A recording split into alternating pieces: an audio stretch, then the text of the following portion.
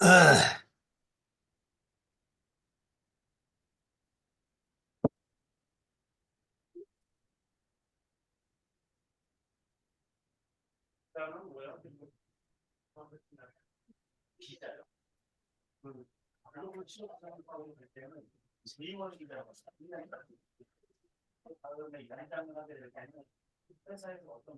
멘모 체크? 멘모 아니면 체크로 하라고. 멘붕가 뭐야?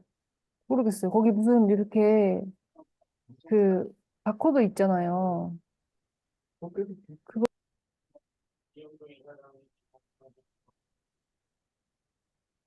이게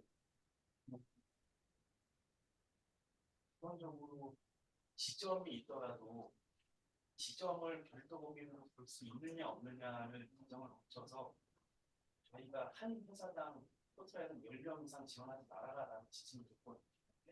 그냥 너무 쓸리니까. 지점이 예를 들어서 뭐 10개 되면 그 지점만 쓸리니까 한 지점 대상으로 한 회사 대상으로 10명 이상을 지원하지 말아라. 그거를 설명드리고 있는데 그거에 대해서는 어떤 가닥부터 말씀 없으시고 그 현실적으로 불편하신 점은 저희가 그래서 그거를 정밀법인이나 지정인이나 대표법인이나 확인하는 게 사업적인 인증하고 세금 낸 돈으로 주는 건 그거에 대해서는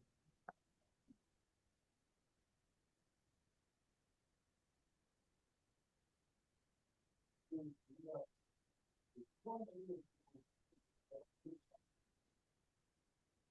그것도 생각하고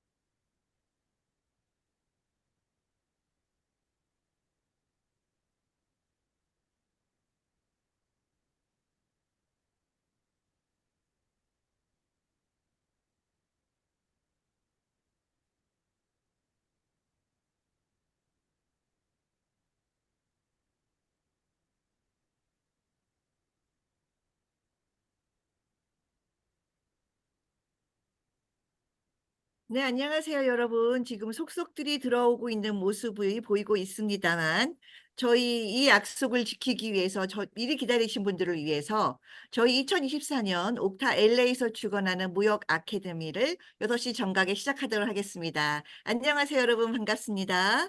예. 작년에 저를 기억하시는 분도 계실지 모르겠지만, 올해도 다시 돌아온 2024년 옥타 LA 주간 무역 아카데미입니다. 저는 옥타 LA에서 세미나 분과 부위원장을 맡고 있는 오늘의 사회를 맡은 자스민 서입니다. 여러분 만나서 반갑습니다. 네, 지금 저희가 100명이 넘는 분들이 지금 그 등록을 하셨고요. 거의 200명 가까운 분들이 옥타, 그러니까 LA 지역을 넘어서 전 세계에서 등록을 하신 걸로 알고 있습니다. 지금 속속들이 들어오고 계시니까요. 저희가 들어오시는 기간 기다리면서 공지드릴 사항들을 먼저 좀 하도록 하겠습니다. 저희 옥타 LA의 무역 아카데미는 6주 동안 구성이 되어 있습니다. 시간은 아시다시피 서부 시간, 미국 서부 시간 저녁 6시 매주 수요일마다 하게 되어 있고요. 제일 마지막 주에는 저희가 수료식과 더불어 대면 졸업식을 하게 됩니다. 예, 그렇게 해서 딱 7주 코스로 구성이 되어 있습니다. 저희 옥타 LA와 로스앤젤레스 통용사관이 주관하는 무역 아카데미를 수료하시면 옥타 LA의 로고와 로스앤젤레스 통용사관의 로고가 박힌 수료증을 받게 되십니다. 예, 그 명망 있는 두 단체가 공동으로 보증하는 수료증을 받으실 수 있기 때문에 여기 참가하시는 많은 분들이 많은 그 효용 있게 쓰실 수 있게 될 것 같습니다. 그런데 저희가 그거를 그냥 무조건 주느냐 그렇지 않습니다. 저희 옥타 LA의 그 무역 아카데미는 무척 그 통과 시험 무척 기준이 셉니다. 저희도 작년에 졸업생도 발표하고 시험도 보고 출석률 체크하고 그런 과정을 다 거쳤는데요. 상당히 많은 그 숫자가 그 빡빡한 일정을 힘들어하지 않으시고 많이 통과하셨어요. 저희 6번의 줌 되면 줌으로 하는 트레이닝 무역 아카데미에서 한 번 이상 결석을 하시면 일단 이용권에 드신다고 보셔야 됩니다. 출석은 반드시 꼭 할 것, 한 번 이상은 하지 않을 것. 만약에 부득이하게 출석을 하실 분의 경우에는 사무국에 연락하셔서 그 예외 조항이 있는지 확인해 보시기 바랍니다. 네, 구하는 자에게 길이 열릴 수도 있습니다. 그리고 끝날 때 저희가 시험도 봅니다. 기억하시는 분들 있으신지 모르겠지만 시험도 보는데요. 저희가 작년 기준으로 보면 만점짜리 시험자 답안을 내신 분들이 출석 일수를 채우신 분들 중에 어마하게 무지하게 많았다. 그래서 서바이벌 게임으로 선착순으로 뽑을 수밖에 없었다. 작년에 1등 하신 분은 거의 클로즈 하자마자 바로 100점짜리 답안지를 보내신 분이 1등을 하셨습니다. 그래서 저희가 졸업식에 상패도 드리고 특별히 말하는 그런 기회도 받기로 했는데요. 그런 관문을 통해서 6주 코스가 마무리되게 됩니다. 작년에 들으셨던 분들도 있을지 모르겠지만 올해는 좀 더 다르고 특별합니다. 저희가 국제무역 환경이라는 것이 항상 변하기 때문에 언제 들어도 새로운 그런 내용으로 알차게 준비했습니다. 이제 많은 분들이 숫자가 늘어나기 때문에 제가 꼭 들으셔야 될 공지사항 지금부터 하도록 하겠습니다. 저희의 그 무역 아카데미는 등록비가 있습니다. 50불입니다. 이 50불은 나중에 받으실 수료증을 받으실 수 있고 그리고 마지막 7주째 하는 대면 오프라인 졸업식에 참석하실 수 있으십니다. 근데 이제 LA 지역에서 참석 안 하시는 분들도 있지요. 그러실 분들은 마음은 간절하나 이제 비행기 타고 저희 졸업식에 오실 수 없으니 수료증은 받으실 수 있습니다. 저희가 우편으로 수료증을 보내드리게 됩니다. 그럴 경우에도 50불 참가비를 주셔야 됩니다. 참가비는 벤모를 주시거나 체크를 보내셔도 되는데요. 그 밖의 방법을 알고 싶으신 분은 옥타 LA 사무국 연락을 주시면 되겠습니다. 그렇게 주시면 되겠고요. 저희가 많은 분들이 이메일 접수를 하셨죠. 근데 요즘 이메일 시대가 아니고 SNS 시대죠. 주로 카톡의 시대입니다. 여러분에게 공지사항이 있거나 정보를 전달할 때 저희가 카톡을 이용하면 무지 좋겠죠. 그래서 여러분들이 이메일을 이용하시거나 제가 지금 드릴 옥타 LA의 전화에 이용하셔서 본인의 이름과 그리고 이 전화번호를 주시면 대단히 좋겠습니다. 그럼 저희가 카톡으로 공지사항도 보내드리고요. 저희가 일을 좀 더 편하게 할 수 있습니다. 네, 지금 많은 분들이 들어오시는데 저희가 출석 체크한다고 했죠. 출석 체크하는데요. 지금 보고 계시는 분들이 맞으시죠? 제 화면이 뜨죠? 제 이름이 좀 깁니다. 자스민서 옥타 LA 세미나 분과 부위원장으로 되어 있습니다. 예, 뒤에 직책은 빼시고 여러분들이 등록하신 이름으로 등록해 주시기 바랍니다. 이름을 바꿔주시는 방법은 여러분 이름의 상단에 보면 그 파란색 그 창이 2개가 보입니다. 뮤트가 보이고요. 그 옆에 점점점이 보입니다. 이 점점점을 클릭을 하시면 제일 마지막에 리네임이라고 나옵니다. 거기서 여러분이 등록하신 이름으로 바꿔주시면 대단히 감사하겠습니다. 저희가 모든 줌 회의를 해보면 그 아이폰이 너무 많고요. 갤럭시가 너무 많고요. 삼성이 너무 많습니다. 네, 아무리 그 집안에서 아이폰 집안에서 많이 참석을 하셨다 하더라도 저희가 구별을 할 수 없기 때문에 등록하신 이름으로 바꿔주시고요. 옆에 슬래시 하시고 참가 지역도 적어주시면 저희가 출석 체크하는데 무척 도움이 될 것 같습니다. 그게 바꿔주시고요. 이제 줌으로 저희가 회의를 한 게 되게 오래됐기 때문에 다들 알고 계시겠지만 줌 사용법을 다시 한번 공지시켜 드리겠습니다. 여러분들이 화면이 제 화면이 보이는 제 얼굴이 보이는 여러분의 위치에서 왼쪽에 보면 마이크가 있죠. 뮤트라고 되어 있는 그 부분은 꺼주시기 바랍니다. 제 화면 마이크는 꺼주시고요. 되도록이면 이 사진이 물론 이쁘긴 하지만 그거보다 생얼을 보여주시면 강의하시는 분들이 많이 도움을 받습니다. 화면 켜주시면 좋겠고요. 중간에 이제 질문하시거나 어떤 저희가 그 강사님이 질문을 하셨을 때 답을 원하실 경우도 있잖아요. 그럴 경우에는 챈트룸을 이용해 주시면 좋겠습니다. 뮤트가 있고 그 옆에 비디오가 있고 스킬드가 있고 파티시페이션 지금 82명이 보이죠? 그 옆에 챈트룸이 있습니다. 거기에 답을 해주시면 되겠습니다. 제가 한번 해보겠습니다. 이렇게 하면 예, 찬트가 됐죠. 그리고 여러분의 그 아래에 그 빨간색 글씨로 1 이렇게 뜹니다. 예, 그걸 이용하셔서 질문을 하시면 되겠습니다. 예, 이런 식으로 좀 이용을 해 주시고요. 그다음에 저희가 옥타 LA에 사는 무역 아카데미를 다 수료하시고 나면 졸업생들에 한해서 예, 준회원 자격이 주어집니다. 예, 준회원이라 함은 옥타 LA 행정이나 의사결정에 참여하실 수는 없지만 똑같은 네트워킹에 참여할 수 있는 공지를 받으실 수 있고요. 이벤트 참가비가 있다면 옥타 LA 회원들과 똑같은 적용을 받아서 참가하실 수 있습니다. 1년 동안 이런 준회원 그 기간을 거치시고 정식 회원을 원하시는 분들은 1년 후에 신청하시면 되고요. 저희가 상위 탑 3 안에 드신 분들에게는 옥타 LA 회원이 바로 될 수 있는 특혜를 드리도록 하겠습니다. 가입비도 있는데 가입비 특혜도 드립니다. 그건 어느 정도 되느냐? 예. 다 오픈하면 안 되니까 강의가 진행할수록 제가 하나씩 오픈해서 열어드리도록 하겠습니다. 그러면 많은 분들이 들어오셨으니까 지금부터 저희의 공식 행사를 좀 시작하도록 하겠습니다. 저희가 무역 아카데미를 줌으로 하지만 지원과 협력 또 푸시, 권위 이런 게 없으면 이루어지지 않습니다. 저희 24대 옥타 LA 회장님, 에드워드 손 회장님의 전격적인 지원 아래 저희 무역 아카데미가 이루어지고 있는데요. 첫 번째로 저희 옥타 LA 24대 회장님, 에드워드 손 회장님의 인사말을 듣도록 하겠습니다. 여러분들 안녕하십니까? 옥타 LA 회장 에드워드 손입니다. 세미나에 참석해 주신 여러분들을 환영하고 또 감사드립니다. 바쁘신 가운데도 함께 해주시고 강의를 해주실 최봉규 영사님 그리고 또 여러모로 도움을 주신 김영환 총영사님께 감사드립니다. 그리고 삼선 국회의원을 지내시고 현재 월드옥타 고문으로 계시는 존경하는 강경률 원장님께서 함께 해주셔서 또한 감사드립니다. 지난해 졸업하신 학생분들 중에 옥타 네트워크를 통해서 취업도 하시고 창업도 하셨다는 소식을 듣고 상당한 보람을 느끼고 있습니다. 이번 세미나를 위해 수고하고 계시는 김진정 우리 옥타 LA 세미나 분과 위원장님께서는 무역통관법 전문 변호사라서 최고의 권위자이시고 또 강의도 직접 맡아주셔서 감사드리고요.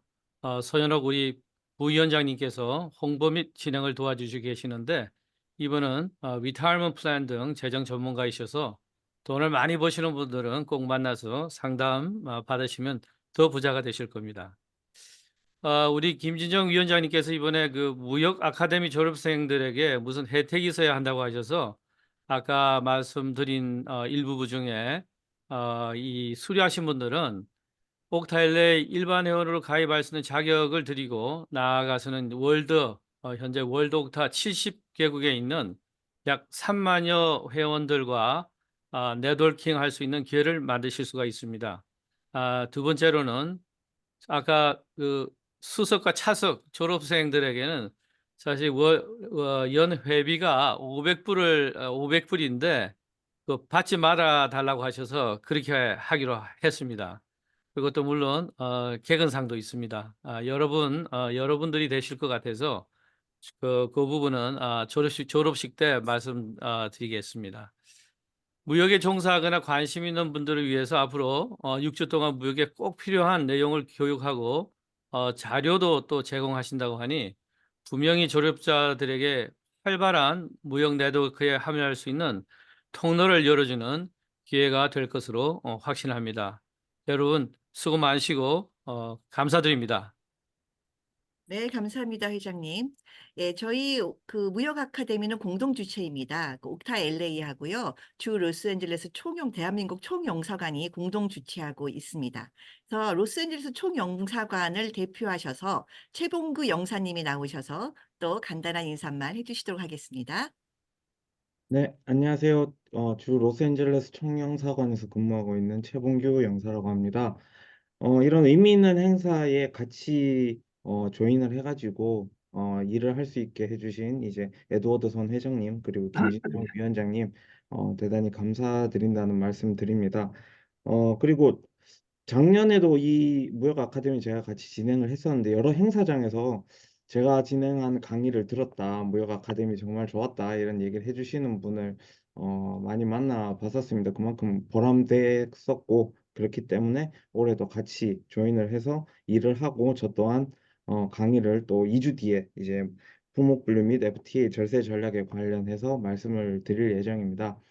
인사말이 너무 길면 실제 강의를 해주실 오늘 강의해 주실 김진영 변호사님, 위원장님 말씀이 너무 짧아질 것 같아서 이 정도로 줄이겠습니다. 모두 여기서 좋은 결과 얻으실 수 있길 바라고 좋은 지식 그리고 네트워킹의 장이 되실 수 있길 바랍니다. 감사합니다. 네, 감사합니다. 짧고 굵은 인사말 감사드립니다.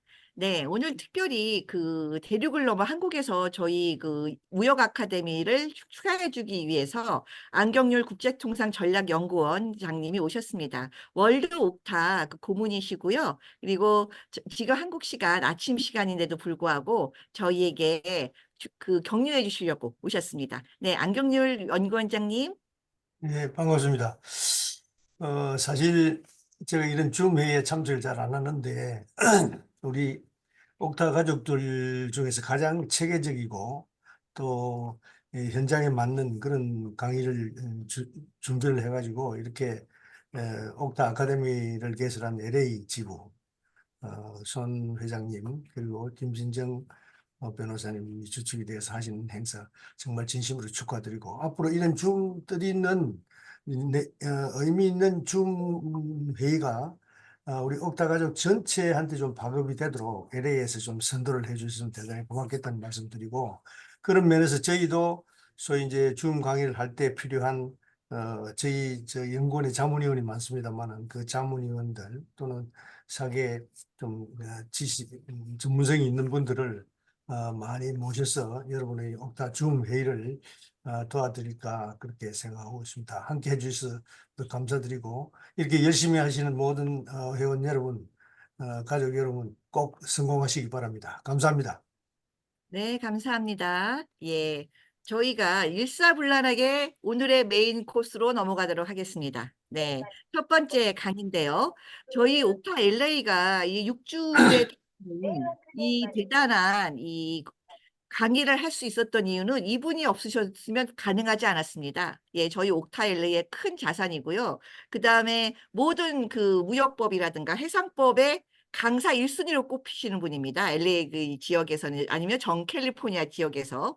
그런데 옥타 LA 고문 변호사, 옥타 LA 이사, 그리고 옥타 LA 세미나 위원장이라는 이름으로 거절 못하시고 바쁜 시간 쪼개셔서 예, 첫 번째 강의를 맡아드릴 김진정 변호사님입니다.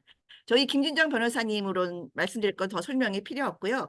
뭐 미국 해상협회 소속 그 캘리포니아 유일의 한인 변호사이십니다. 또 여러분들이 가장 중요한 건 이 무역 아카데미의 출제위원이십니다. 이 첫 번째 강의에서 어떻게 시험 문제가 나올지 감이 빠르신 분들은 잡을 수 있다. 첫 번째 강의가 제일 중요하다라고 볼 수 있습니다. 제 오늘의 첫 강의 신입사원을 위한 무역개로 국제무역 101에 대해서 저희 김진정 변호사님이 강의해 주시도록 하겠습니다.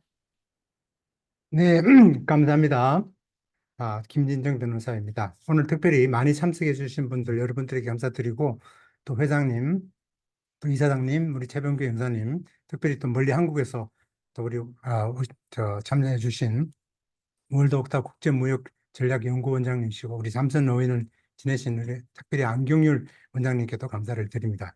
자, 우리가 이 7주 동안 강의가 진행될 텐데요. 오늘 이 첫 시간에 일단 무역 실무에 관한 기본적인 내용과 2025년도 또 무역 환경이 어떻게 변할지를 좀 설명을 드리는 그런 시간을 갖도록 하겠습니다. 그러면 제가 슬라이드를 보여드리면서 진행을 하도록 하겠습니다.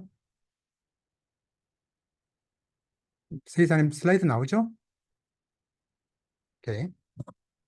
자, 제 소개고요. 그 다음에 넘어가겠습니다. 자, 오늘도 무역 실무를 설명하면서 우리가 무역을 가상적으로 한번 해봅니다. 가상적으로 무역을 해보면서 이제 우리가 설명할 텐데요. 뭐 이론이 필요 있겠습니까? 그죠? 자, 예를 들면 지난번에 졸업하신 분이 보니까 창업을 하셔가지고 막 이렇게 성공적으로 달리는 모습이 굉장히 좋아요. 그래서 이번 창업자도 이번 그 참석하신 분도 또 창업을 하셔가지고 돈을 많이 버시기 바랍니다. 자, 예를 들면 우리가 오늘 이제 창업을 해서 무역 창업을 해서 이제 요새 인기가 있는 그 여성분들이 좋아하는 한국산 얼굴 화장 마스크팩을 수입한다고 쳐봅시다. 자, 이거를 경기도 부천에 있는 회사랑 연결이 돼가지고 뭐 옥사를 통해서 뭐 한 장당 1불에 FOB 조건으로 구입을 합니다. 자, 이렇게 가설을 해보고요. 그렇게 해서 이거를 이제 한 3불 정도에 파는데 누구한테 파느냐?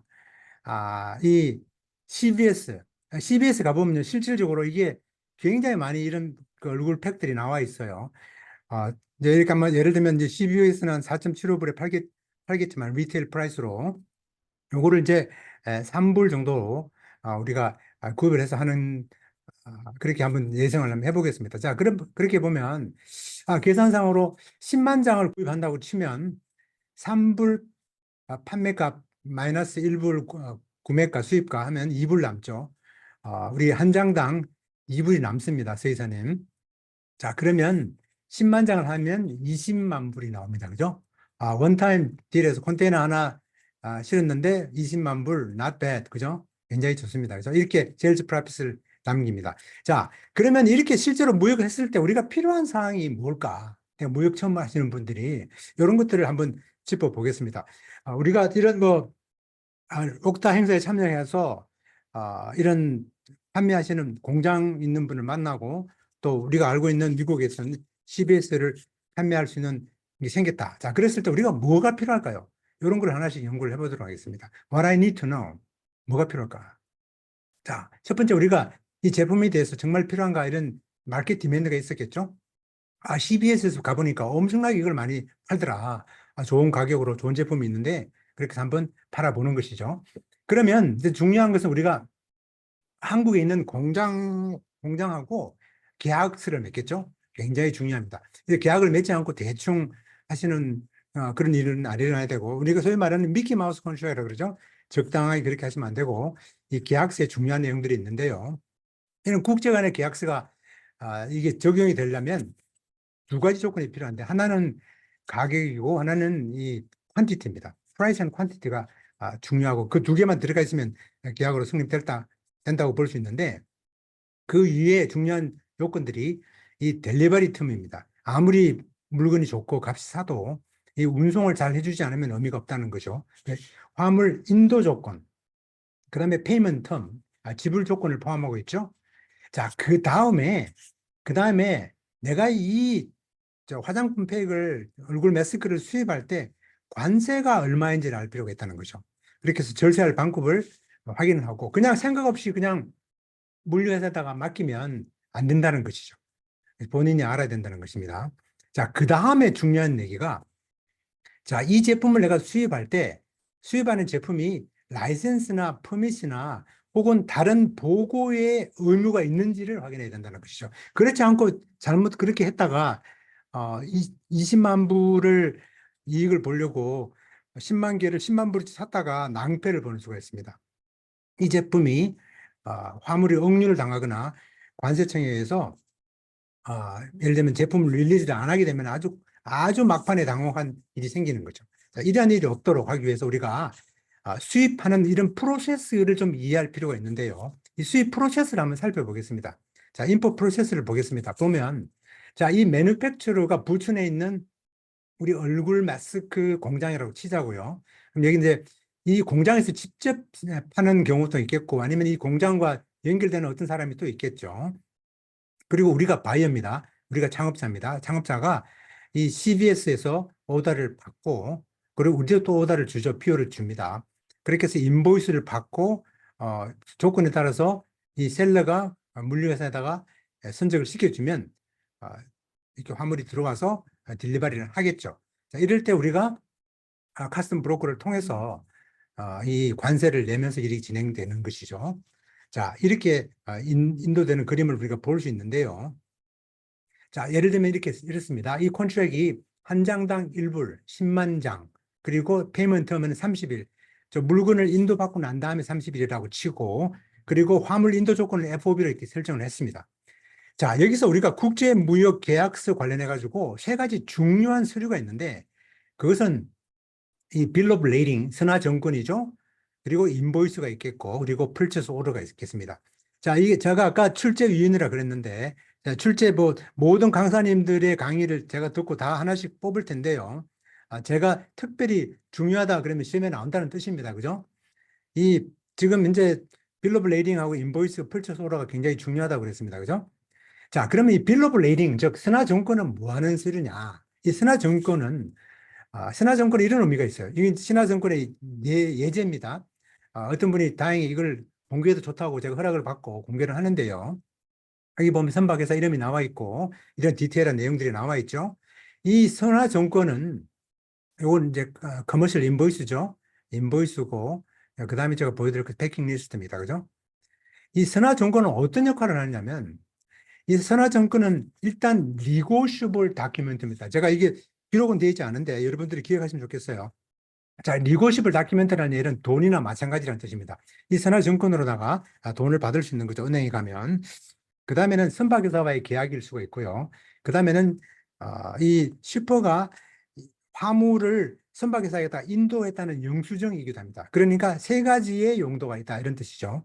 자, 그렇게 기억을 해주시면 되겠고. 자, 그 다음에 인보이스인데요.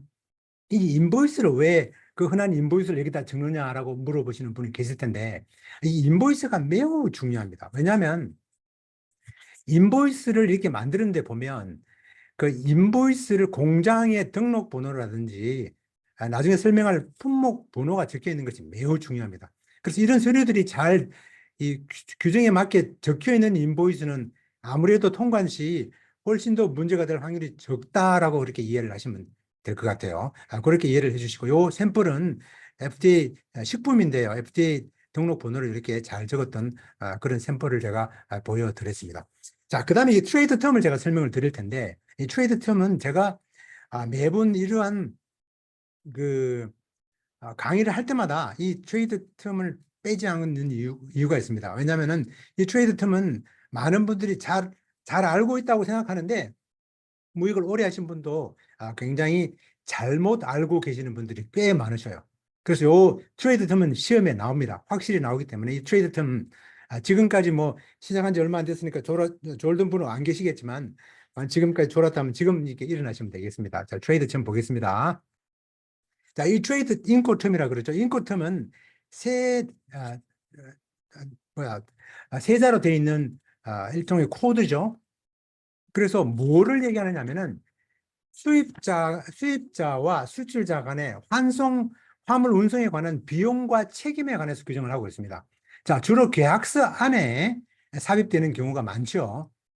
그런데 이제 이런 것이 계약서에 안 나타나는 경우도 있습니다. 그죠? 자, 근데 이런 인코텀이 가격이나 화물의 소유권에 관해서 정의를 하지 않는다는 점을 잘 이해를 해야 된다는 이런 얘기죠. 자, 그러면 이거 뭐 이론적이라 이 얘기를 설명을 드려도 잘 이해가 안 가실 텐데 요거를 실질적으로 도표를 한번 보면서 제가 설명을 해드리겠습니다. 자, 잘 보시기 바랍니다. 자, 요 도표를 잘 이해하시면 굉장히 도움이 돼요. 자, 이 얘기가 무슨 얘기냐? 여기 나와 있는 제가 여기서 좀 하나를 이제 그림을 좀 그릴 텐데요. 여기 나와 있는 셀러라고 되어 있잖아요. 이 셀러 쪽에서 자, EXW라는 얘기는 EXW를 적혀 있다 그러면 바이어가 미국에 있는 우리 수의사님이 이 부천에 있는 화장품 공장에 가서 물건을 픽업해야 된다는 그런 조건이에요. 제일 반대로 제일 편한 조건은 뭐냐? DDP입니다. DDP는 이 서의사님이 비즈니스를 하시면 서의사님의 창고에 물건을 갖다 달라는 그런 내용입니다. 자, EXW와 DDP가 극과 극이죠. 그죠? 예. 요 두 개를 이해하면 좋겠죠. 그래서 제가 이 DDP를 여러분이 지금 기억하시기 좋은 게 내년에 만일 트럼프 행정이 들어온다면 굉장한 변화가 있을 텐데 이 DDP가 어떤 의미가 있는지를 제가 설명을 드릴 텐데요.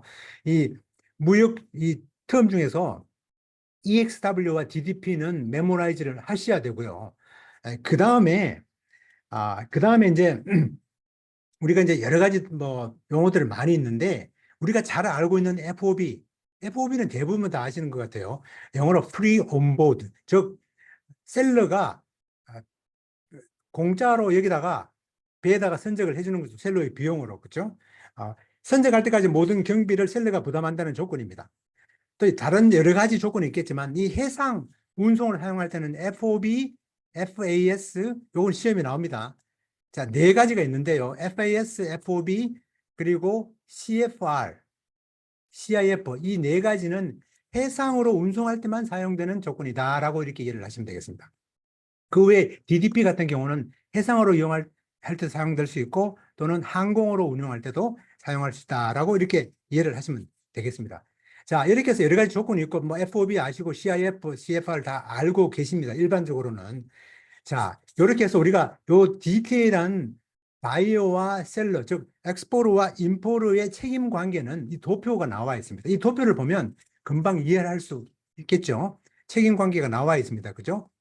이 도표는 저희들이 보내드릴 거니까 여러분들이 이 도표를 나중에 보고 이제 공부를 하시면 되겠습니다.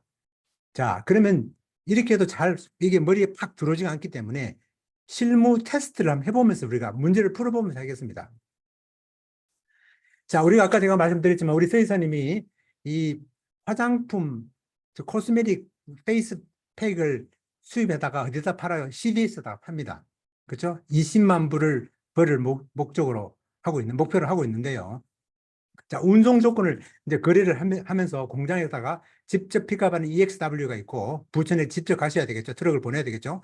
FOB, 부천 공장에서 이 인천 항구에다가 배에다 실어주는 조건이죠. CIF는 뭡니까? 그래서 실어주고 운임도 내주고 보험료까지 내주는 겁니다. CIF. 그렇죠? DDP는 부천 공장이 우리 창고까지 다 알아서 해달라는 것이 DDP 조건입니다. 자, 이런 여러 가지 조건이 있을 텐데 우리가 일단 오늘 FOB를 한번 해보겠습니다. 서 이사님이 새로 만든 이 창업한 이 무역회사가 J-트레이딩이라고 짓고 이 J-트레이딩입니다. J-트레이딩. 그리고 부천에 있는 공장이 K-코스메틱이라고 칩시다. 그러면 J-트레이딩이 K-코스메틱으로부터 이 화장품 팩 10만 개를 수입합니다. 장당 1불씩, 그죠? 10만 불을 페이합니다. 자, 그런 조건인데, 운송 조건은 뭐냐? FOB로 했습니다. FOB. 자, FOB를 했다는 얘기는 부천 공장에서 인천 부두까지 델리버리해서 배에 올리는 비용까지 누가 책임진다? K 코스메틱이 책임집니다. 자, 잘 들어보셔야 돼요. 자, 이렇게 했을 때, 이 매스크가 잘 배에 실렸습니다. 잘 실렸어요. 실려가지고, 이제 출항을 했습니다. 출항을 해가지고 가는 도중에 사고가 나서 이게 다 유실이 돼 버렸어요. 다 망가지고 다 날아가 버렸습니다. 자, 이렇게 했을 때 이 코리안 셀러, 즉 부천에 있는 K 코스메틱이 책임이 있을까요? 없을까요? 질문입니다. 누구가 채스로 답을 해주시면 선착순으로 제가 받겠습니다. 그 코리안 셀러가 없습니다. 네? 없습니다. 없습니다. 왜 그렇습니까? 배 선적하는 데까지만 책임이 있습니다. 그렇죠. 그래서 그걸 좀 약간 유식하게 어떤 텀이기 때문에 FOB이기 때문에 그렇죠. 이 선생님 누군지 모르겠지만 일단 적어주세요. 나중에 보너스 점수 받도록 하겠습니다. 자, 그러면 오늘 지금 답하신 분이 다시 말씀해 보세요. 답하신 분이 Who owns cargo? 이 화물의 소유권은 화물이 날아갔을 때 아니면 화물이 누구를 치웠을 때 이 소유권은 굉장히 의미가 있어요. 이 화물의 소유권은 누굽니까? J-트레이딩. J-트레이딩 왜요? 화물의 소유권하고 이 인코텀은 아무런 관계가 없습니다. 화물의 소유권은 계약서에 서로가 내가 돈을 못 받았다 하더라도 화물의 소유권이 있을 수가 있고 돈을 받았다 하더라도 화물 소유권이 없을 수가 있어요. 그건 정하기 나름입니다. 그래서 소유권은 답은 모른다입니다. I don't know입니다. 오케이. 자, 그 다음에 질문을 우리 지금 질문하신 분 답을 해주세요. 자, 문제가 CIF로 들어갑니다. CIF는 조건이 뭡니까? CIF 조건은 셀러가 뭐를 페이한다? 뭐를 페이하죠? 운임이랑 보험. 운임과 또 그리고 보험료를 보험료. 페이합니다. 그죠? 그래서 이번에는 CIF 로스앤젤레스 시폴, 즉 로스앤젤레스까지 델리버리를 누가 한다? 책임을 누가 낸다? 셀러가 낸다는 것이죠. K 코스메틱이 내는 겁니다. 그죠? 여기까지 이해됐죠? 자, who pay ocean freight? ocean freight를 누가 냅니까? 셀러. 그렇죠. 셀러 K 코스메틱이 냅니다. 그죠? 그런 다음에 카고 인슈런스는 누가 내요? 셀러. 네? 셀러가. 셀러. 좋습니다. 자, 매스크가 잘 실렸어요. 그리고 배를 타고 오다가 다 박살이 났습니다. 자, 이랬을 때, 코리안 셀러가 책임이 있습니까? 없습니까? 있습니다. 있습니다. 있습니다. 또 다 반대 의견 없습니까? 없습니다. 없습니다라고 한 분이 맞습니다. 그렇죠? 이 무역을 네. 오래 하신 분 대부분이 있습니다라고 대답을 하시는 경우가 많습니다. 왜? CIF니까.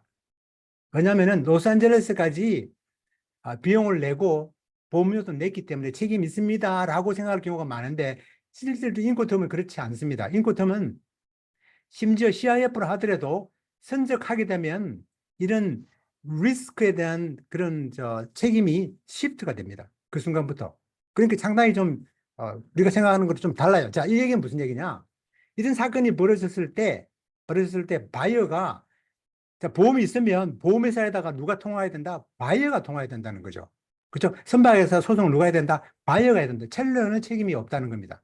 근데 반대로 지금 이번에 보니까 한국에서 등록하신 분들이 꽤 많은데 제가 몇 주 전에 한국을 갔을 때 화장품 회사랑 큰 빅 미팅을 했었어요. 근데 그 회사도 한국에 상장된 회사입니다. 상장된 회사인데 이 인코텀을 제대로 이해를 못 해가지고 큰 문제를 일고 있었어요. 제가 이 강의를 우리 임원들이랑 실무자들 모이고 30분 동안 강의를 했었는데 대부분 다 모르시더라고요.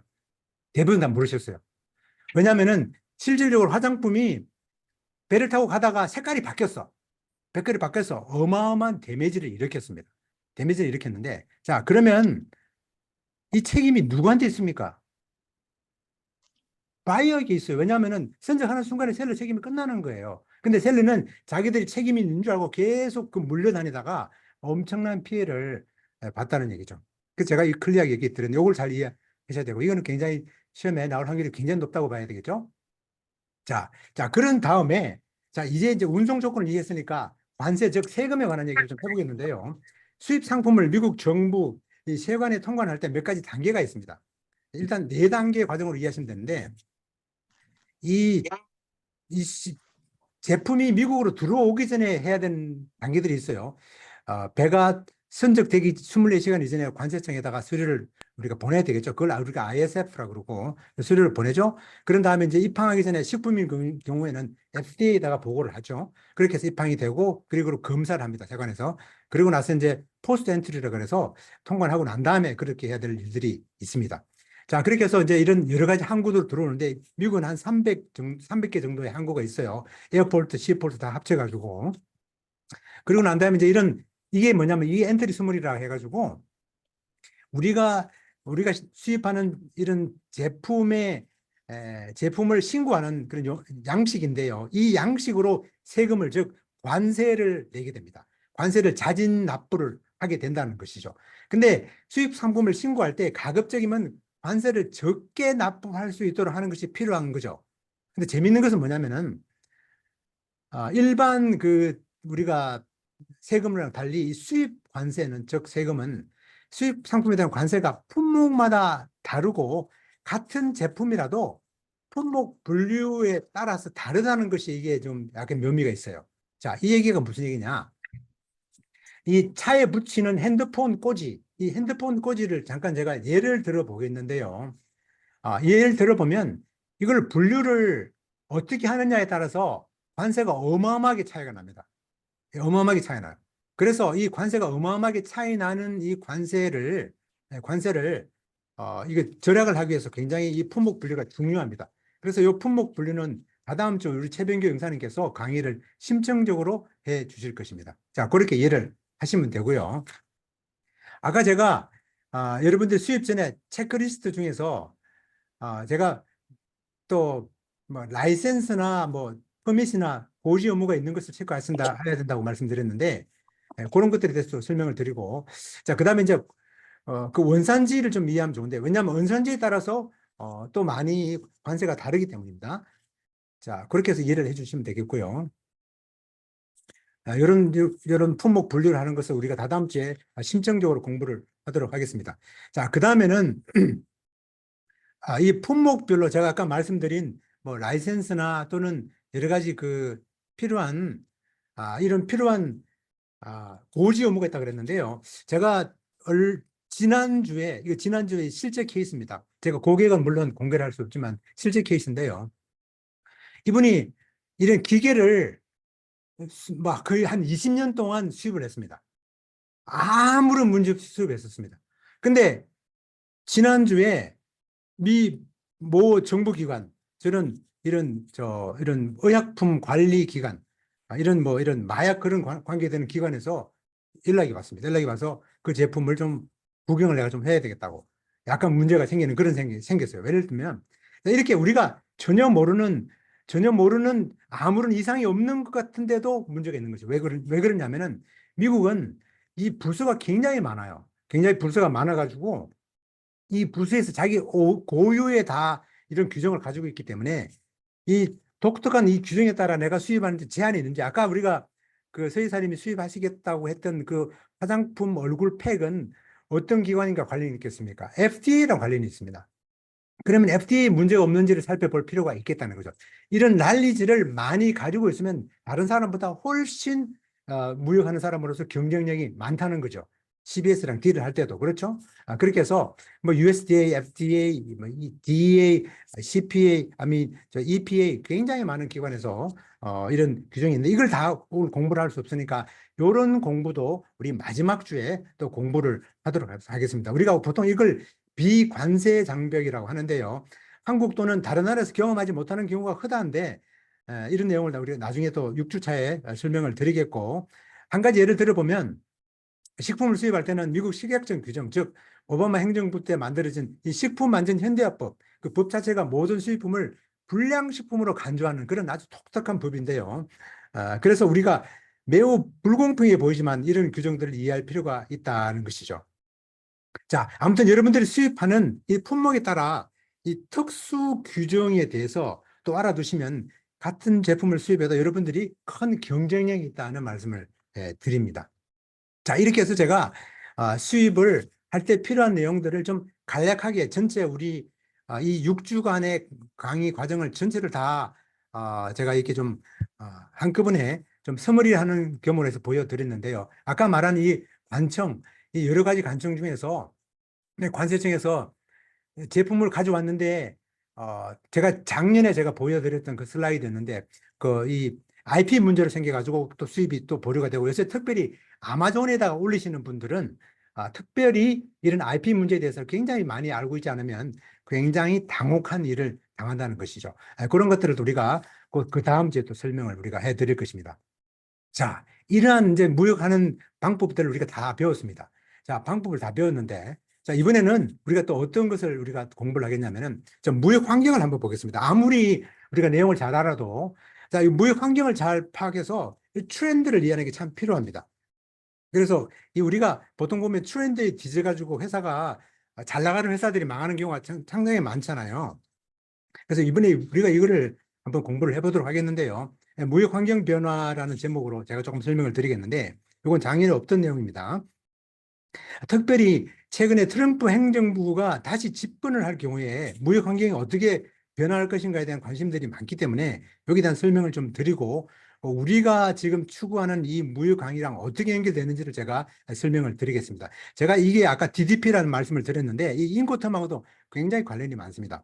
그래서 우리가 트렌드를 좀 이해하고 이 선점을 하지 않으면 안 되는 그런 상황에서 여러분들이 이 미국 무역 환경이 어떻게 변할 건지에 대한 이해를 하게 되면은 다른 사람보다 훨씬 더 경쟁력에서 우위를 점한다고 볼 수 있겠습니다. 자, 우리가 보통 경제 환경 변화를 예측할 때는 경제 지표를 보죠. 물가 지표라든지 이자율이라든지 고용 지표, GDP 이런 등을 보죠.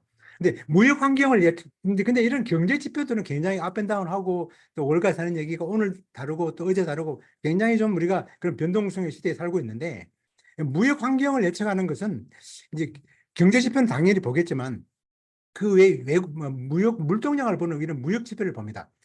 그리고 또한 이런 무역 정책들을 보는데 이런 것들은 그렇게 막 하루아침에 바뀌는 게 아니잖아요. 그래서 시간을 두고 변한다는 거기 때문에 이런 것은 공부를 좀 많이 좀 제대로 할 필요가 있다 이런 얘기죠. 물론 뭐 수에즈 파나마나 국지적 현상에 따라 전쟁 같은 그런 국지적인 현황에 따라서 달라질 수도 있겠습니다만은 우리가 경제 뉴스를 들여다보면 하루가 다르게 예측을 하기 때문에 이런 변동성의 시대에서 큰 그림을 이해한다는 게 쉽지가 않습니다. 근데 무역 지표는요 좀 그렇지 않습니다. 무역 환경은 우리가 자꾸만 공부하면은 이건 금방 하루아침에 바뀔 수가 없기 때문에 큰 그림으로서 이해하고 내가 그거를 그런 적극적으로 맞추어서 여러분들이 수입하고 수출하신다면 굉장히 큰 도움이 되신다 그런 얘기죠. 특별히 미국 행정부의 큰 무역 정책을 이해한다 그러면 무역 사업에 큰 도움이 되리라 생각이 되는데요.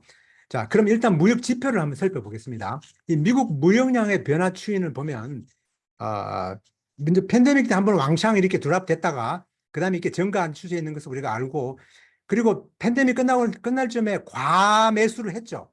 그런 다음에 조금 이렇게 스테블라이즈 되는 그런 상황이 나와 있는데요.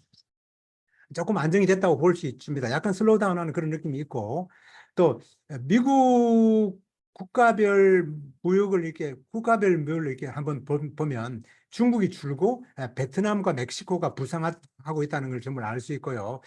그리고 이제 또 대중무역량을 보면은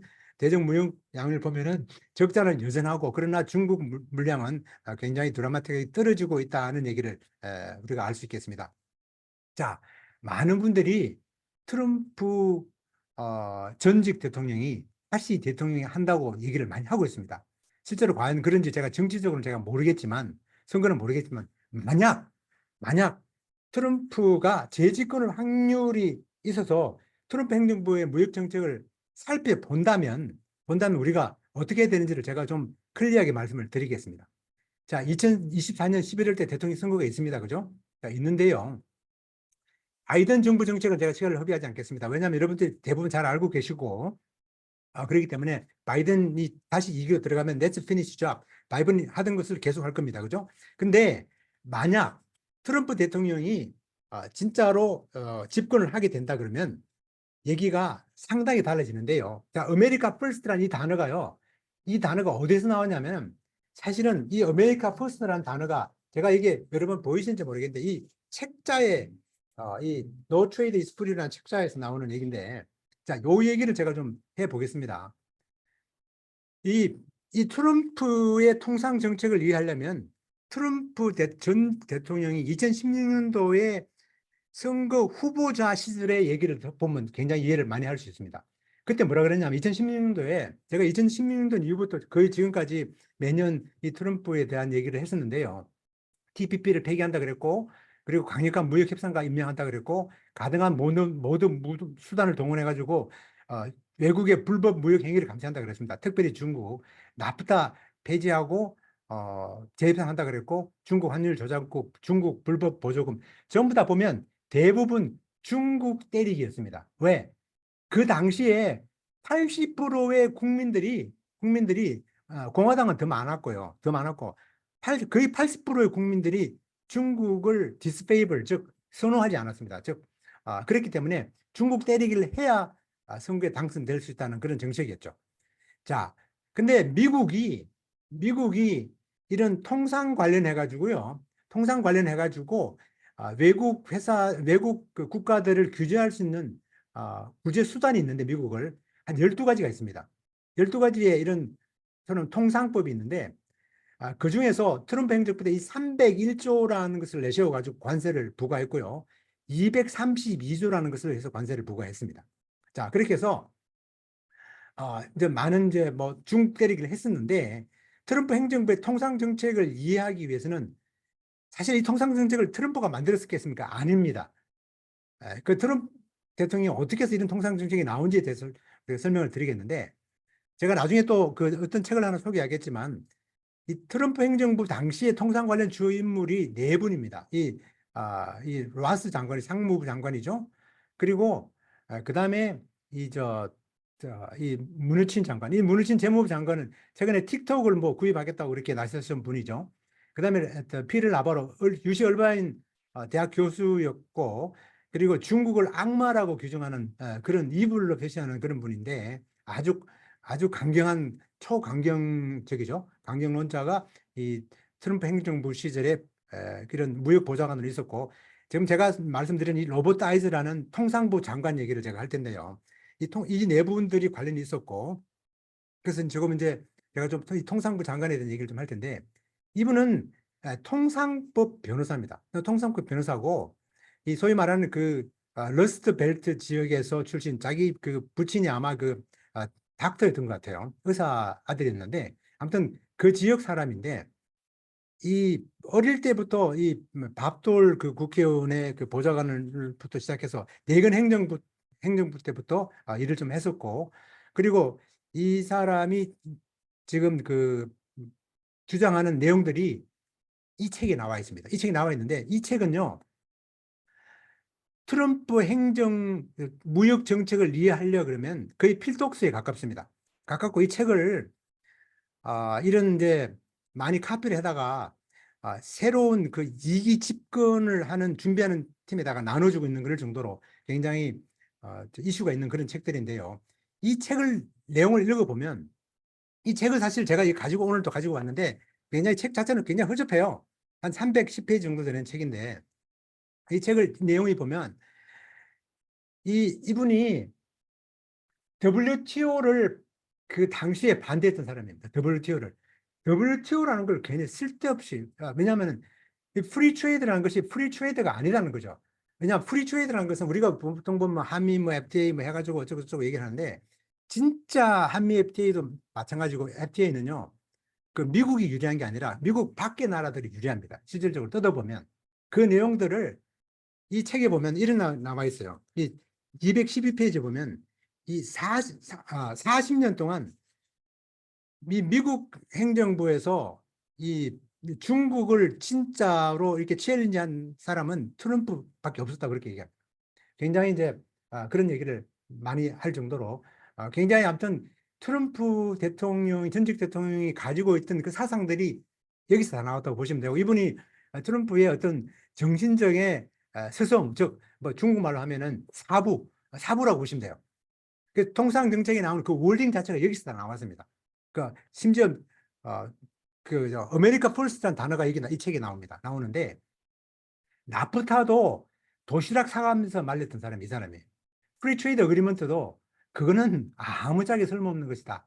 근데 미국 국민들이 1980년도에 누렸던, 그런 미국 중산층들이 누렸던 생활 수준을 비교해 보면 사실 굉장히 메이크센스합니다. 굉장히 메이크센스예요. 자, 제가 이 얘기를 왜 드리냐면, 만일에 트럼프 행정부가 다시 돌아온다 그러면 굉장히 게임이 달라진다는 것이죠. 그래서 우리가 무역을 거래를 할 때 굉장히 다른 각도로 어프로치를 해야 된다는 얘기를 하고 있는데, 중국 WTO를 반대했고 대중국에 엄청난 고관세를 부과해야 된다고 이렇게 주장을 하고 있어요. 그리고 나중에도 나오겠지만 확실한 중국이라는 것은 빠이빠이를 해야 된다고 얘기를 하고, 그 책에 보면 왜 디카플링을 해야 되느냐면은 중국 사람들이 자기들이 세운 룰로다가 이 무역 거래를 하기 때문에 그거는 맞지가 않다는 거죠. 중국 사람들이 디카플링을 더 하고 있기 때문에 우리가 디카플링을 할 수밖에 없다고 얘기하고, 심지어는 중국 정부 기관은 이 미국에 나와 있는 이 신문도 구독하면 안 된다, 그런 식으로 투자를 제한한다는 권리를 미국 정부가 가지고 있어야 된다고 그렇게 주장하는 사람입니다. 근데 꼭 중국뿐만 아니라 다른 나라들도 전부 다 미국에 대해서 굉장히 부당하다라고 그렇게 주장을 하고 있고, 무역은요, 지금 미국에서 컨셉을 바꾸지 않으면 미국은 거덜난다고 주장하시는 분입니다. 근데 이 주장들이 사실은 이런 보호무역의 초강수는 원래 민주당 몫입니다. 민주당 몫인데요. 왜 민주당 몫을 이 사람이 얘기를 하느냐?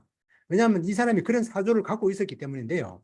이 민주당에 이런 목소리를 냈던 분이 노리 월릭이라는 분인데, 이분이 이제 하버드 법대를 나와가지고 아까 얘기했던 것처럼 제가 나프타나 FTA나 이런 걸 도시락 사다니면서 반대하고 국회에서 막 연설하고 이렇게 엄청나게 난리질을 갖고 있는 분인데, 그 민주당 골수 시민운동하는 국민들의 이익을 보호하는 그 시민단체의 주인공, 그 로리 올릭 그분과 이 코드가 여기서 딱 맞은 거예요.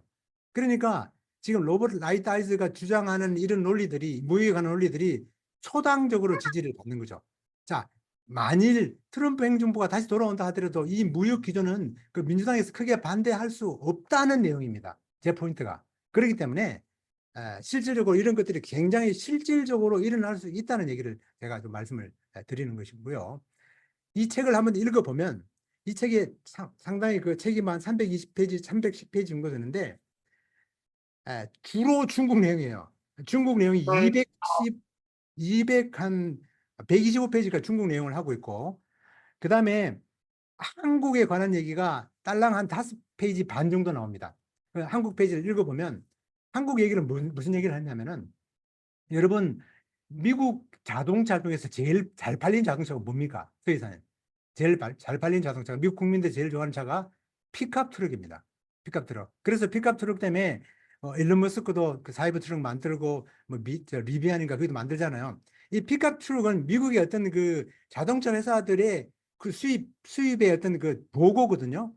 근데 그러면 왜 다른 나라에서 픽업 트럭을 만들어서 미국으로 그렇게 제대로 들어오지 않느냐고 하면은, 들어오기 힘드냐면은 관세가 25%입니다. 25%를 내고 경쟁하기가 쉽지 않다는 거죠. 근데 한미 FTA가 어떤 일이 벌어졌냐니까, 한미 FTA를 하면서 점차적으로 한미 FTA가 2012년도에 발효가 되면서 점차적으로 관세가 줄어들면서 자동차 관세가 2019년도에 픽업 트럭 관세가 없어지게 돼 있었어요.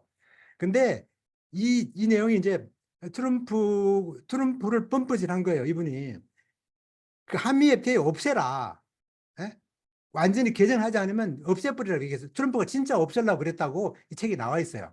그래서 우리 그 내용을 진짜로 잘 이해한 그 우리 김종연, 그 당시에 우리 한국 통상부 장관이 그 콜롬비아 법대에 나오신 분이죠. 콜롬비아 법대에 나오시고 그 유엔에서 통상 업무 하시고 뭐 노무현 대통령 때도 그분이 아마 그 이 한미 FTA 내고를 처음 하셨던 분으로 알고 있는데, 그 사람이랑 이 사람이 로버트 라이트아이즈가 같이 협상했던 내던 그 스토리가 대부분 차지해요. 사진도 내용, 재미난 내용이 뭐냐면은, 이제 미국 이 로버트 아이즈 입장에서는 미국 이 자동차 산업을 보호해야 되는데 제일 중요한 이익이 많이 나는 픽업 트럭 손대지 말라 해서, 어떻게 결론적으로 말씀드리면 어떻게 됐냐니까 2038년까지 손을 안 대게 나옵니다. 한미 FTA가. 그러니까 그 20년 전을 푸시백 했어요. 관세를 안 내리는 걸 받겠다고요. 그러니까 미국에서는 엄청나게 그 이익을 얻은 거죠. 근데 이제 그렇게 만일에 하지 않으면 한미 FTA를 폐기할 정도로 수준이 와 있기 때문에 그걸 캐치하고 그렇게 합의를 본 거죠. 2038년까지 픽업 트럭 관세를 그러니까 없애는 걸 연장해 버리는 거죠. 이제 2038년에 나중에 새로운 로버트 아이저 같은 새로운 사람이 또 나타나가지고 또 연장하려고 부를지도 모른다는 얘기인데, 일단은 아무튼 그렇게 한미 FTA가 이렇게 수정됐다는 그런 내용들이 나옵니다. 전반적으로 무슨 얘기를 하고 있냐면은, 미국이 트레이드에 대한 파라다임 시프트를 해야 된다고 강력하게 주장하고 있습니다. 저는 트럼프 행정부가 진짜 또 집권할지는 제가 모르겠지만, 트럼프 행정부와 관계없이 뭐 어떤 정권이 들어와도 트럼프와 관계없이 진행되는 일이 하나 있습니다. 그게 무슨 얘기냐면은, 이게 이 헤리티지 재단인데요. 요 얘기를 조금 하기 전에 이제 조금 좀 정리를 해보면, 이 책에서 나오는 내용들을 다 말씀드릴 수 없지만은, 아메리칸 매니팩처링을 리벨트 했다고 하고 글로벌라이제이션이라는 것을 포기해야 된다라고 얘기를 주장하고 있고, 그 다음에 관세는 아무튼 무지하게 하이 레이트를 관세를 매겨야 된다는 얘기가 나오고 있고, 미국 주요 산업에 인베스트를 못하게 하는 거고, 바이든 행정부에서 말하는 디리스킹은 조크고 디카플링을 해야 된다고 강력하게 주장하고 있습니다. 그리고 이전에 우리가 그 301조의 예외를 풀어주면서 무슨 얘기를 했냐니까 내셔널 시큐리티 조항을 걸었습니다. 즉, 자, 미국 국방 군인들도 화장지를 사용하기 때문에 화장지도 내셔널 시큐리티라고 억지 주장을 했는데, 그렇게 얘기하지 말고 롱텀 이코노믹 하임이 있으면 우리는 제재를 할 수 있다라고 아주 그냥 그러니까 눈 가리고 하지 말자라고 얘기를 하고 있습니다. 그런데 또 진짜 궁금한 거, 진짜 재밌는 건 뭐냐면, 위험한 건 뭐냐면, 우리가 염려되는 부분은 China is not only bad actor. 차이나만 나쁜 놈이 아니라는 얘기예요. 그래서 그러면서 여러 나라를 다 언급합니다. 여러 나라를 다 언급하는데 그 중에 하나도 한국은 있지만 한국을 그렇게 잠깐 언급을 하고 있습니다. 자, 아까 제가 트럼프랑 관계없다는 얘기를 했는데 사실은 트럼프가 진정한 보수주의인지 잘 우리가 모르겠어요. 모르겠지만 이 보수주의를 한국도 뭐 보수와 진보로 해서 나누어갖고 의견들이 상당히 많이 다르잖아요. 미국 보수라 그러면 이 미국 보수의 가치를 보려 그러면 이 헤리티지 재단의 이 논리를 보지 않으면 이해하기가 좀 쉽지 않습니다. 자, 그래서 이 지금 Mandate for Leadership이라는 이 책자가 레이건 행정부 때 나온 얘기인데요. 이 헤리티지 재단은 사실은 띵탱크 중에서 제일 탑에 있는 레벨이잖아요. 헤리티지 재단이. 근데 이 헤리티지 재단에서 나와 이 내용들을 보면 이 헤리티지 재단은 뭐냐면은 사실 우리나라도 보면 솔직히 말씀드리면 지금 이제 제가 뭐 정치는 잘 모르지만 우리 안 의원님 계시지만 보수에 있는 분들이 윤석열 대통령을 다 지지하는 건 아닐 테고 그리고 진보에 계시는 분이 다 이재명 대표를 지지하지 않는다고 저는 생각합니다. 자, 근데 그 가치를 지키고 싶어 하는 그런 집단들이 있다는 이런 얘기죠. 이 헤리티지 재단이 말하자면 보수주의의 그런 가치를 지니고 싶어 하는 사람이라 이런 얘기죠. 이런 재단이라 그런 얘기죠. 이 재단이 지금 트럼프 행정부랑 무슨 관계가 있냐 그런 얘기를 하고 있는데 트럼프가 처음에 2016년도에 들어와서 봤을 때는 이 재단에서 약간 웃기지 마라 그런 애티튜드도 있었어요. 왜냐하면 이런 재단들이 뭘 하느냐면은 뭐 사실 우리가 지금 보면 미국에 있는 이런 정치 띵탱크를 하지만 실제로 어떤 정치 압력 단체라고 볼 수 있는데 대통령이 누가 되면 그 사람에게 리스트를 줘요. 이 사람들을 다 선출직으로 뽑으라고 리스트를 줍니다. 또 반대로 거기서도 또 이렇게 요청을 하고 내가 이번에 뭐 차관들을 누굴 뽑을 것인가 쭉 리스트를 주면 여기서 그 리스트를 쫙 공급하는 그런 역할을 해요. 미국이. 그래서 지금 사실 동양계에서는 이런 역할을 비슷하게 제일 가깝게 하는 데가 그 에이파 아파라는 그런 샌프란시스코에 있는 그 중국 분이 세운 그 시시옌이라는 세운 분이 캘리포니아에서 민주당 있는 그 캔디데이트를 밀어주고 나중에 리스트를 줘요.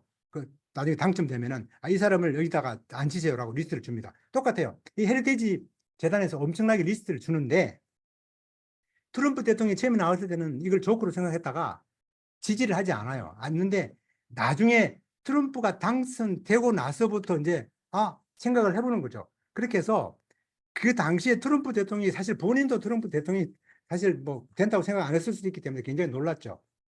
근데 이 지금 헤리티지 재단은 아시다시피 보수의 어떤 띵탱크인데 보수라는 게 뭡니까? 프리 엔터프라이즈, 뭐 예를 들면 작은 정부, 그리고 개인 자유, 그리고 전통적인 미국의 아메리칸 밸류, 그리고 뭐 아주 강력한 국방 뭐 이런 거잖아요. 자, 이런 취지에 맞는 대통령을 밀어주는 작업을 하는데 그래서 트럼프 1기 행정부 때에는 그렇게 링크가 많이 없었다가 이제 새롭게 트럼프 2기가 실패하고 그리고 바이든 행정부가 들어오고 나서 나중에 한 2년쯤 있다가 그 트럼프 전직 대통령이 선거를 다시 출마하겠다부터 내용이 벌어집니다.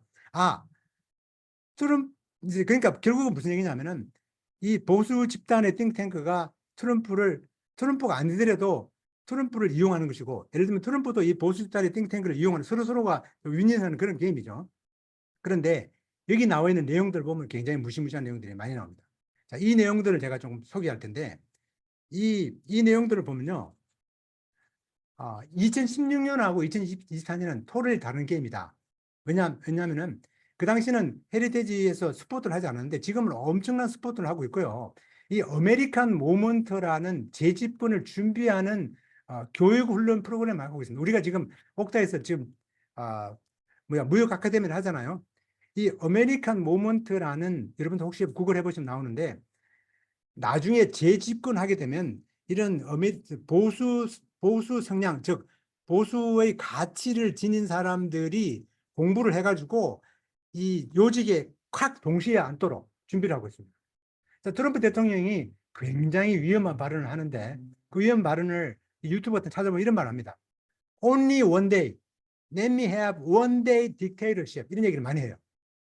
one day dictatorship 하루 주면 내가 한꺼번에 민주당 그 떨러지들 다 없애버리고 15,000명 실무진 다 교체하겠다는 거죠. 근데 만일에 실제로 그런 일이 일어날지는 모르겠지만 그 사람은 준비되어 있어요. 준비하고 있어요. 2년 동안 준비했습니다. 재직은 준비를 했다는 얘기죠. 보수 성향을 가지는 트레이드에. 근데 이 프로젝트에 교과서로 다 이 책을 쓰고 있다니까요. 이 책을 엄청나게 카피해가지고 이 책을 이 사람들이 교육받고 있는 그 교재로 아주 중요한 교재를 쓰고 있습니다.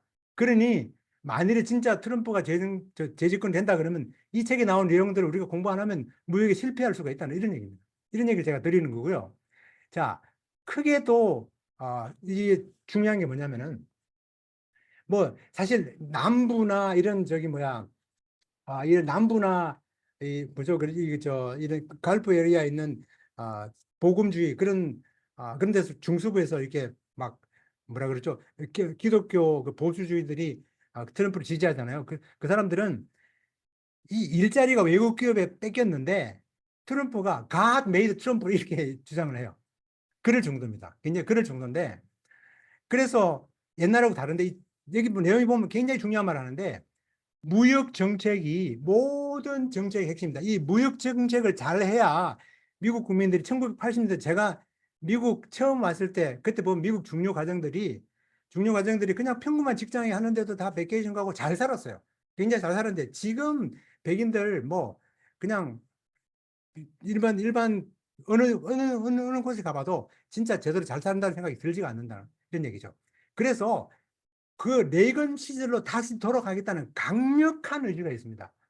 그래서 우리가 만일에 이런 무역 정책 이 교과서를 가지고 공부를 이렇게 지금 하고 있기 때문에 굉장히 우리가 이런 내용을 알 필요가 있다는 거예요. 왜 무역 정책이 중심이냐 하던 말을 제가 설명드렸듯이 또 중요한 건 뭐냐? 이 무역 정책이 잘 되면 그 스윙 보트가 무역 정책이 굉장히 델리케이트한 지역이기 때문에 무역 정책을 이렇게 보수 정책에 맞게 하게 되면 굉장히 유리한 거죠. 그래서 트럼프는 우리가 타리프 가해라 그러죠. 타리프 가해 10% 트럼프 행정부가 들어오면 모든 수입 물품에 대해서 10% 관세를 매기겠다 그럽니다.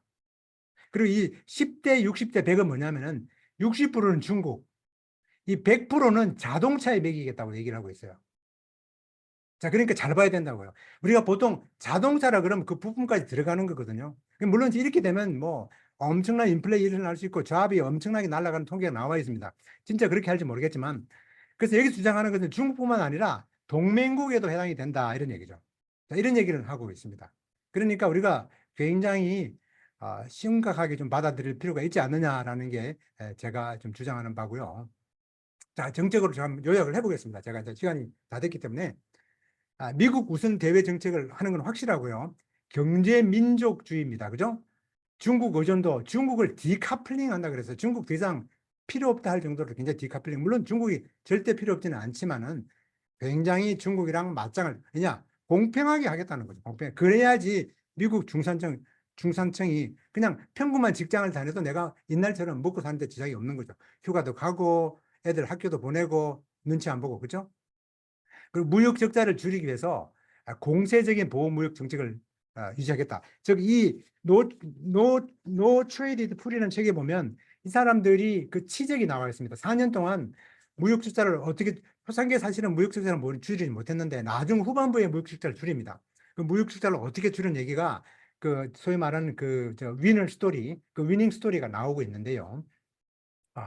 그리고 이제 트럼프 상호 무역법 초전에서 바이든 행정부의 어떤 정책들은 폐기가 되겠고 이 보복 관세 10, 60, 100 뭐 이대로 된다고 제가 뭐 감히 말씀을 드릴 수는 없지만은 상당하게 어떤 변화가 있는 건 사실일 것 같고 그러면 우리는 한미 FTA가 있는데 뭐 관계 없지 않느냐라고 얘기하는데 한미 FTA가 있다 그래서 반드시 괜찮다는 내용은 아니고 한미 FTA가 있기 때문에 안 된다는 것도 아니기 때문에 거기에 대한 결정을 유보했다라고 이렇게 얘기하고 있습니다.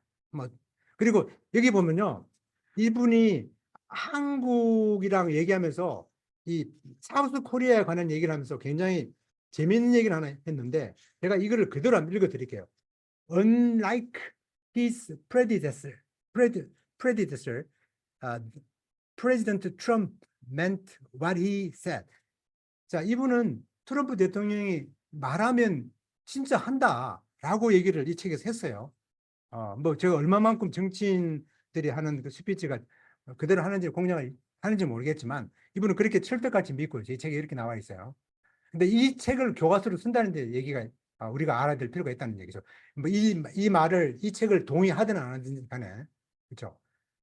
자, 트럼프 입장을 좀 우리가 이해할 필요가 있는 게 트럼프 전직 대통령은 굉장히 비즈니스맨이에요. 뭐 보수 가치도 중요한데 그런 컨셉보다는 근데 트럼프 대통령이 뭐 되든 관계 없습니다. 이 헤리티지 재단에는 트럼프 대통령에서 어쨌든 보수가 정권만 잡아주면 그냥 6,500명이 동시에 보수 컨셉이 갖고 있는 애들이 들어간다는 얘기죠. 그게 중요한 거죠. 타리프면 즉 타리프를 옛날부터 얘기했었어요. 여기 옛날 기록들 보면 타리프를 때려가지고 무역 적자를 메꿔보겠다고 주장하시는 분다 이런 얘기고 부동산 협상가기 때문에 트럼프 말을 100%다 믿으면 또 안 됩니다. 예, 이제 그런 것들을 우리가 좀 참고를 해야 되고요. 뭐 나토 막 탈퇴한다. 나토 사람들의 돈 내란 얘기지. 예, 주한미군 철수한다. 주한미군 철수한다 뜻이 아니라 한국 돈 내라 그런 얘기거든요. 부동산 협상 스타일이잖아요. 그렇게 우리가 이해하실 필요가 있고 개인 사정 이번에 대통령 안 되면 아주 골치 아픕니다. 그러니까 뭐 무슨 수단을 써서 나중에 그런 얘기까지 해요. 안 되면 나중에 뒤집더라도 대통령 하겠다고 막 이렇게 얘기하는데 굉장히 어그레시브합니다. 그죠? 공약을 통해서 당선은 꼭 필요한 입장입니다. 안 되면 당선 안 되게 되면 굉장히 크리미널로 제일 가능성이 굉장히 높습니다. 그죠? 그렇기 때문에 아주 시청하게 그렇게 입장이 나와 있다. 이런 얘기를 할 수 있겠습니다. 자, 이런 상태에서 그럼 한국은 우리는 뭐 해야 되느냐?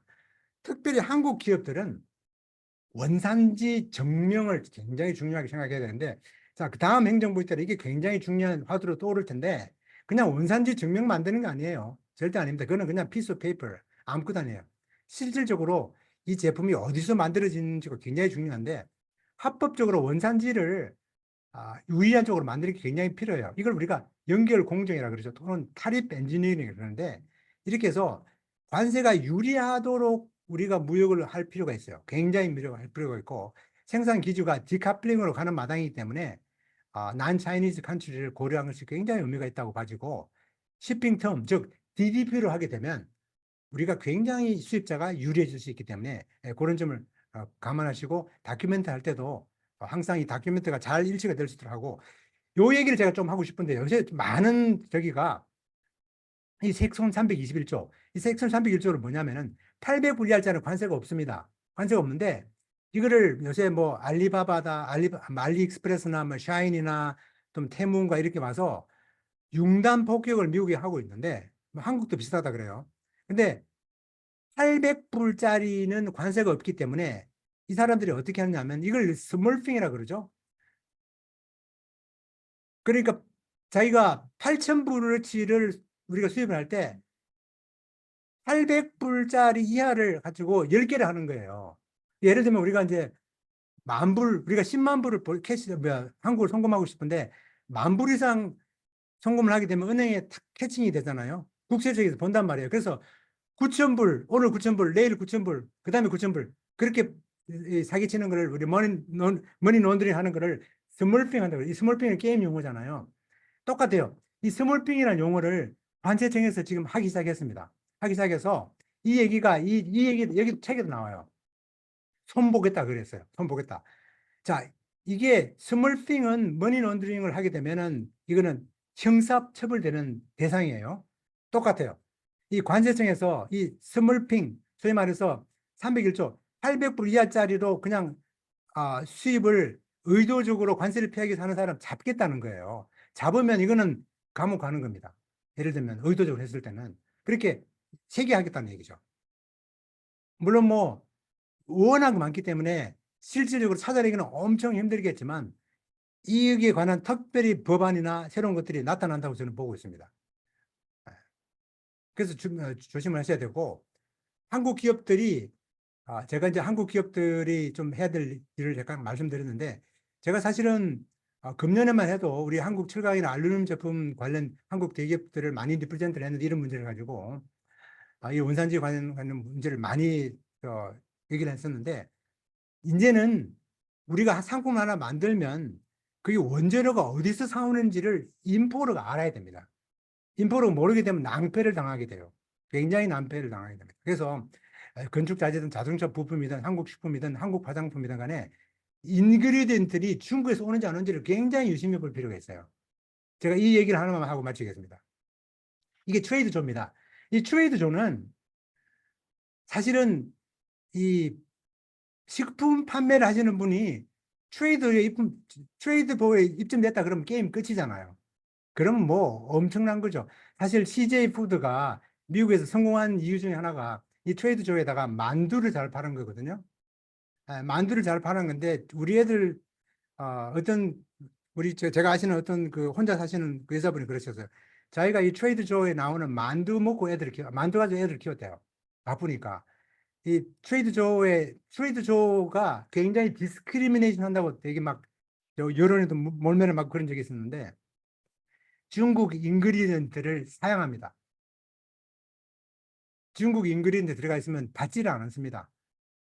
지금은 바뀌어 있을지도 모르겠지만 한때 그래가지고 그게 아주 이슈가 됐었는데 마찬가지입니다. 새로운 정보가 들어갔을 때 뭐가 중요하냐면은 이 우리가 수입하는 제품에 단순히 그 제품뿐만 아니라 제품이 어떻게 만들어져 있는지 그 인그리디언트들이 엄청 중요한 시대가 온다는 것이죠. 그래서 이걸 우리가 트레이스빌리티라는 표현으로 하고 있는데 식품에서는 2025년부터 강제화됩니다. 트레이스빌리티가 강제화되는데 이 관세 문제나 자동차 부속품 문제들이 이번에 한미 나프타가 바뀌어서 USMCA가 된 그 내용에는 전부 다 이 인그리디언트에 관한 내용입니다. 즉 중국산을 배척하겠다는 얘기죠. 그만큼 그래서 우리가 단순히 수입만 하는 게 아니라 이런 원재료를 연구를 하는 시대가 트럼프 행정부가 들어오면 굉장히 관심을 가지고 우리가 무역 준비를 해야 된다는 말씀을 드리면서 제 강의를 마치도록 하겠습니다. 감사합니다. 질문 있으시면 해주시면 되겠습니다. 예, Q&A 좀 받도록 하겠습니다. 질문 있으시면 그냥 편하게 뮤트 푸시고 하셔도 되고요. 밑에 있는 채팅룸에 써주셔도 되겠습니다. 시간이 조금 생각보다 좀 많이 한 5분 정도 지났는데요. 제가 말씀드린 그 과목 중에서 하나하나 그 과목들이 우리가 해 나가면서 또 내용을 우리가 또 전달을 하도록 하겠습니다. 네. 질문이 중간에 생각나시는 분들은 이메일로 해주시면 저희 김진정 변호사님이 답해 주실 거고요. 자, 여러분, 저희 이제 화면 오픈의 시간이 돌아왔습니다. 여러분들의 출석을 대리 출석하지 않았음을 증명하기 위해서 화면을 오픈하실 분들은 다 오픈해 주시고요. 깐깐하게 우리가 합니다. 그죠? 예, 예. 여러분의 아이, 그다음에 아바타 이런 거 해오시면 안 되십니다. 예, 그리고 오늘 첫 시간이니까 저희가 주먹 일 꽉 쥐고 우리가 이 6번의 수업을 끝낼 것이다. 그리고 나는 졸업을 할 것이다. 자, 아메리카 퍼스트가 아니고 옥타 퍼스트. 그리고 노 트레이드 이즈 프리가 아니고 노 아카데미 이즈 프리입니다. 50불 보내주시고요. 네, 저도 주먹 쥐고 제가 인증샷 하도록 하겠습니다. 마지막으로 활짝 웃는 모습 보여주시고요. 예, 내 화면이 예, 제가 어디 있는지 모릅니다. 여러분의 4장의 화면 중에서 어디 있는지 모르니까 제가 됐다고 할 때까지 계속 미소 유지해 주시는 센스 부탁드리겠습니다. 네. 네, 4장의 화면을 통해서 예, 인증 다 끝났고요. 예, 감사합니다. 오늘 적극적으로 참여해 주신 4분의 참가자 테드 박 선생님, 그다음에 영국 런던의 김미경 선생님, 그다음에 유경 변 선생님, 그리고 셜리 선생님, 이 4분은 제가 기억하고 있고 혹시 다른 분 적극적으로 참여하셨는데 제가 기억하지 못한다. 그런 분들은 이메일로 본인 이름 알려주시기 바랍니다. 그리고 이메일로 오늘의 내용들 교재로 다 보내드리고요. 리플라이를 반드시 하셔야 됩니다. 여러분의 전화번호로. 저희가 SNS를 해야 되기 때문에 전화번호를 해주시고요. 혹시나 나는 이메일로 하기 싫다. 그럴 경우에는 옥타 LA 셀폰으로 텍스트 하시면 됩니다. 전화번호는 213-984-5216 213-984-5226으로 텍스트 하시고 본인의 이름과 전화번호 남겨주시면 저희가 SNS를 통해서 각종 정보 보내드리도록 하겠습니다. 여러분 저희 그리고 우리 지금 이제 강의를 계속 해나가면서 우리가 시험 문제도 나오겠고 출제되고 다음 주는 우리가 우리 IP에 관한 이제 무역에 관해서 IP에 관한 얘기를 할 텐데요. 특별히 그 아마존에다가 물품을 판매하시기 원하시는 분들은 굉장히 도움되는 내용이 있을 거라고 생각합니다. 그리고 전체적으로 가시면서 질문 있으시면은 우리가 강사님들을 통해서 가능한 우리 답변을 다 해드리도록 할 테니까 이메일이든 또 챗을 이용해서 주시면 감사하겠습니다. 네, 여러분 감사합니다. 다음 주에 저희는 환한 얼굴로 다시 뵙도록 하겠습니다. 여러분 다음 주에 뵙겠습니다. 안녕히 들어가십시오. 예, 감사합니다. 수고 많으셨습니다. 수고하셨습니다. 이번에 그 일본 국고국가의 우리 그 지회장님들 또 회원들도 여러분 와 계시네요. 예, 반갑습니다. 네. 들어가십시오. 그 중국에도 또 들어오신 분들도 계시고. 네. 다음 주에 뵙겠습니다. 예, 모두 수고하셨습니다. 안녕히 들어가십시오. 수고하셨습니다. 우리 위원장님 수고 안 의원님 많으셨습니다. 참석 감사합니다. 예, 한국에서도 멀리 저 기자회견도 안 들으시고